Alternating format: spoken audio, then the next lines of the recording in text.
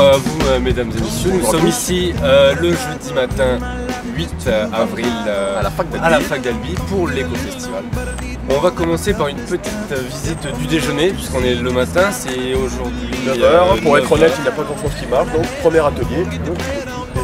La question de brioche. Non, ici c'est un petit déjeuner campagnard. Alors l'idée du guide, c'est que vous prenez votre pain, vous prenez un couteau, un bon petit pâté, que vous tartinez de façon légère et douce. On y va, on n'a pas de Il va bien avec le café. Hein. Vous avez le choix aussi avec le saucisson. Ah, c'est et puis après,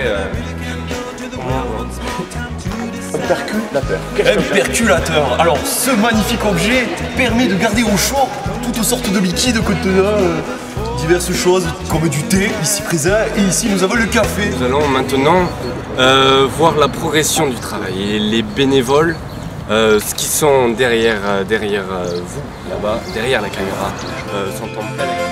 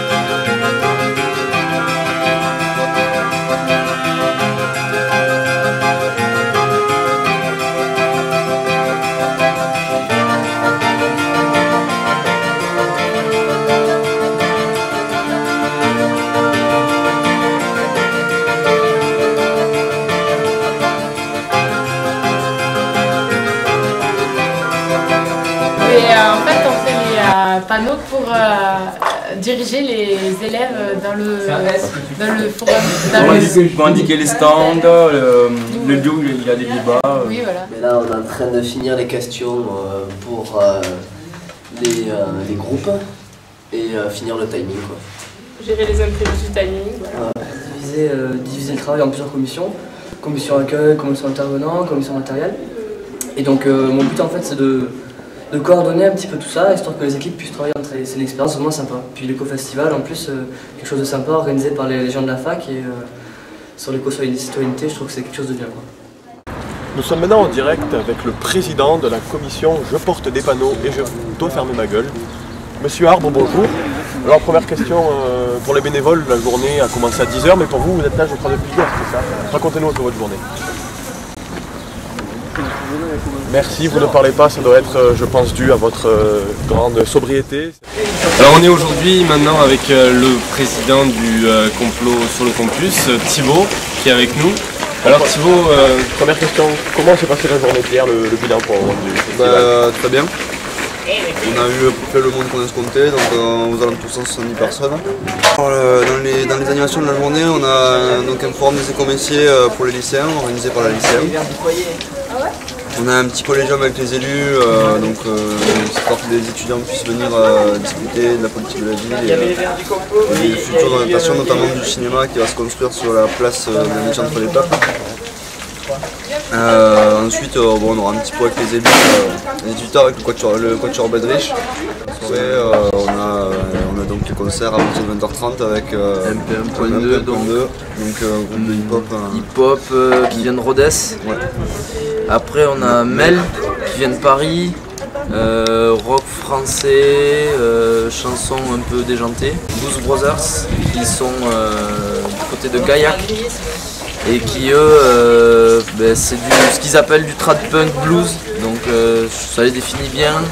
Pour les gens, on s'est réunis à peu près pendant 2 mois, toutes les semaines, où on a écouté en fait toutes les maquettes qui nous arrivaient. Sachant que maintenant le festival il a suffisamment de renommée en fait pour pas qu'on ait allé chercher les groupes, c'est-à-dire qu'on reçoit suffisamment de maquettes. D'être le plus éclectique possible sur le choix des groupes. Il y a aussi la notion de découverte, on a envie de montrer des choses qui ne sont pas forcément toujours super connues. Une petite question, vous pouvez nous parler de l'aspect écologique du festival, on sait que c'est basé sur ça. Donc ouais, la Compost sur le campus, ça reste dans tous les cas un éco-festival, donc c'est-à-dire qu'on essaye de limiter au maximum l'impact du festival sur l'environnement. Alors, et de sensibiliser les festivaliers sur cette problématique préventive, puisque les bénévoles sont à même de répondre à toutes les questions de festivaliers. On a une référente d'une commission de déchets qui est là pour sensibiliser sur le tri et faire le tri sur le festival. Et relancer les bénévoles. On attend combien de personnes ce soir et demain soir? Si on reprend les chiffres de l'année dernière, normalement on est à un peu plus de 2000 personnes par soir. L'année dernière on avait fait 2700 sur le jeudi je crois à peu près. Nous allons voir comment se fait la préparation des repas pour le festival, en quoi cette préparation va tenir un rôle écologique. Donner à manger aux bénévoles, aux artistes, et donc voilà. Et donc le midi on a une 50aine de personnes en règle générale, le soir on en a 200 ou plus. On a essayé de faire donc du bio et du local. On a pris certains produits donc chez le primeur, d'autres à BioAzur.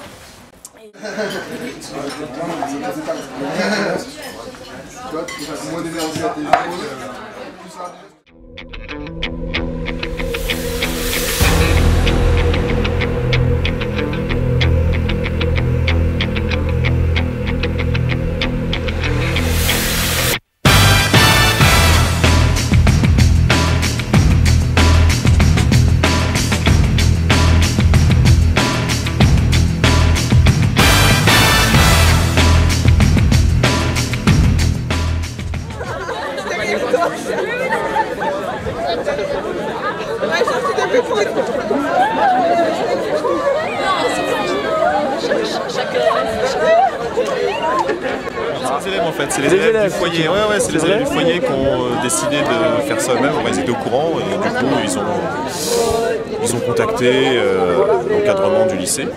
Puis qu'on puisse se mettre un peu à l'écologie quoi. L'ambiance générale des élèves, là, est-ce qu'ils sont motivés plutôt La sortie est plutôt bien reçue, ils sont chauds là. Je les sens très motivés là. Très motivés. Bon. Un petit bruit d'ambiance s'il vous plaît là. Ouais, vous êtes chauds.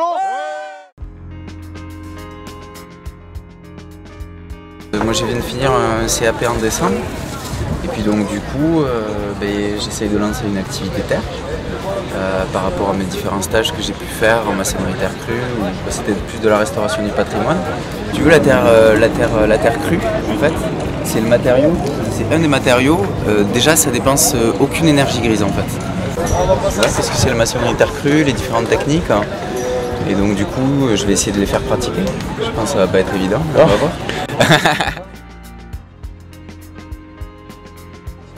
En fait, concrètement, qu'est-ce qu'ils font? En fait, à terme, ils vont faire une miniature de la cathédrale Notre-Dame de Paris. Mais à un moment donné, il faut bien construire sa maison. Hein. Donc, et souvent, on n'a pas assez de sous. Souvent. Alors, soit tu fais un crédit et tu vas travailler, soit tu apprends et tu fais. Alors ouais, moi mon but c'est de les sensibiliser par rapport au tri des déchets. En fait, ce sont des bouteilles en plastique recyclées en fait, qu'on a broyées puis qu'on a fondues pour faire des granulés. Donc avec ces granulés, hop, on fait de la laine polaire par exemple. La tranche des 18-35 ans c'est la tranche d'âge qui trie le moins, donc essayer de les sonder un petit peu aussi par rapport à ça. Pas spécialement, c'est un plaisir, en même temps c'est autre chose. Donc c'est-à-dire que je le fais parce que c'est pour m'exprimer surtout. Bien c'est pour raconter mon vécu et ma situation de vie aujourd'hui, c'est-à-dire c'est de m'exprimer en général sur cette vie qu'on vit là aujourd'hui. Sur le développement durable qui se déroule aujourd'hui, il est présenté de nombreux TPE et dont un que va vous présenter Hugo sur la pollution de l'air. Naturel qui s'observe notamment quand il y a des nuages. C'est donc le rayonnement du soleil qui est renvoyé par le sol et qui est encore renvoyé une fois vers le sol par les nuages ou maintenant la pollution.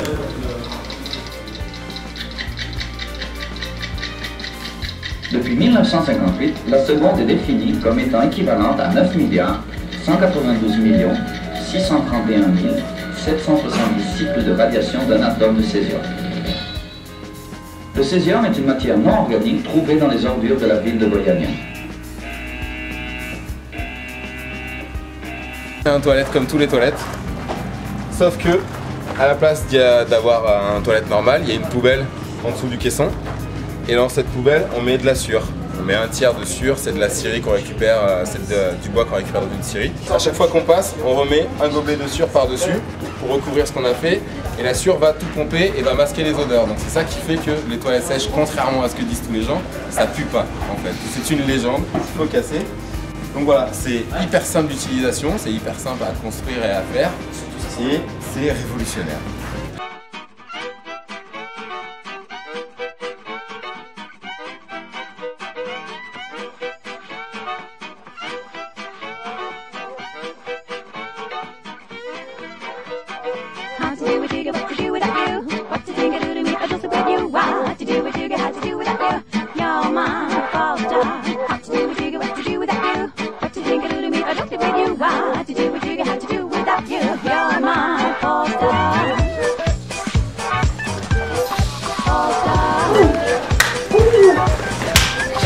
Les toilettes sèches, ça met la pêche.